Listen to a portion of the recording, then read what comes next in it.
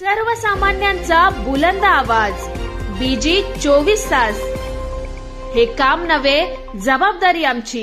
अनुसूचित जातींच्या आरक्षणातील उपवर्गीकरणाच्या प्रस्तावाला तीव्र विरोध दर्शवत संविधानाने दिलेले घटनात्मक आरक्षण कोणत्याही परिस्थितीत अबाधित ठेवावे, सामाजिक न्यायाच्या तत्वांना धक्का पोहोचवणारे निर्णय टाळावेत आणि समाजहिताच्या प्रश्नांवर व्यापक चर्चा करूनच निर्णय घ्यावेत, या प्रमुख मागण्यांसाठी शुक्रवारी कर्जत शहरात विविध आंबेडकरी, बौद्ध, सामाजिक, धार्मिक, शैक्षणिक आणि जनहित संघटनांच्या संयुक्त विद्यमाने भव्य संविधान बचाव मोर्चा काढण्यात आला. उपविभागीय अधिकारी तथा तहसीलदार कर्जत यांच्या मार्फत राज्य शासनाला सविस्तर निवेदन सादर करण्यात आले.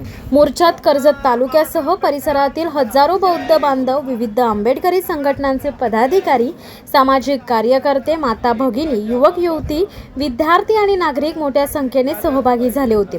भारतीय राज्यघटनेचा गौरव करणाऱ्या घोषणा, सामाजिक न्याय व समतेच्या समर्थनार्थ घोषवाक्ये आणि डॉक्टर बाबासाहेब आंबेडकर यांच्या विचारांचा जयघोष यामुळे संपूर्ण परिसर संविधानामय वातावरणाने दुमदुमून गेला. संपूर्ण आंदोलन शांततापूर्ण, शिस्तबद्ध आणि लोकशाही मार्गाने पार पडले.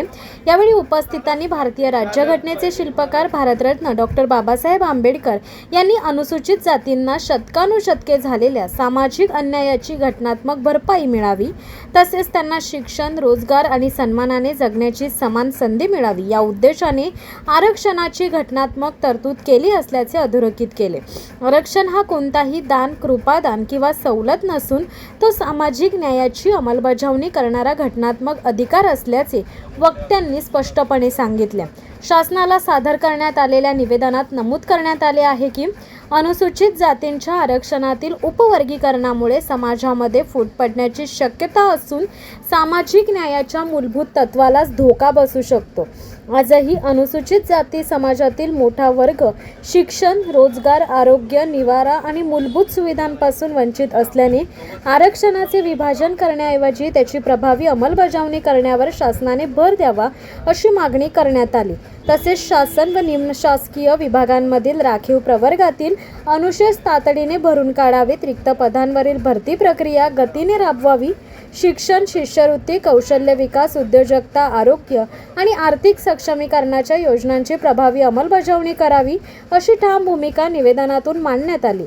समाजाच्या हिताशी संबंधित कोणत्याही महत्त्वाचा निर्णय घेण्यापूर्वी संबंधित घटकांशी सल्लामसलत करून व्यापक सार्वजनिक ठिकाणी चर्चा करण्यात यावी अशीही मागणी करण्यात आली आहे. याशिवाय या निवेदनाची प्रत महाराष्ट्र शासनाच्या सामाजिक न्याय विभागासह भारत सरकारच्या संबंधित मंत्रालयाकडे तातडीने पाठवण्याची विनंती करण्यात आली. या संविधान बचाव मोर्चातून कर्जत तालुक्यातील आंबेडकरी समाजाने घटनात्मक आरक्षणाच्या संरक्षणासाठी आपली एकजूट आणि संविधानाप्रती असलेली निष्ठा पुन्हा एकदा ठामपणे अधोरेखित केली आहे. मोठ्या जनसहभागातून शिस्तबद्ध आणि शांततेत पार पडलेल्या या आंदोलनामुळे आरक्षण उपवर्गीकरणाचा मुद्दा पुन्हा एकदा राज्याच्या राजकीय आणि सामाजिक चर्चेच्या केंद्रस्थानी आलाय. शासनाने समाजाच्या भावना, संविधानातील सामाजिक न्यायाची तत्वे आणि लोकशाही मूल्यांचा सन्मान राखत योग्य निर्णय घ्यावा अशी अपेक्षा आंदोलकांनी व्यक्त केली आहे.